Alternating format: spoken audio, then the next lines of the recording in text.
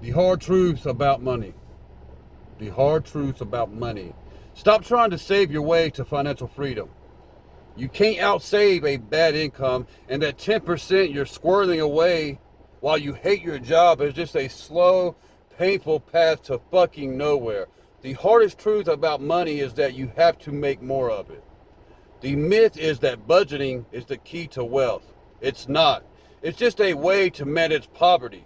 The real key is to building assets that generate income, not just living on less. Your current wage is a financial ceiling. You're trading your time for a fixed rate, and you're never going to get rich doing that. The hard truth is you need to build a second income stream that doesn't depend on your time.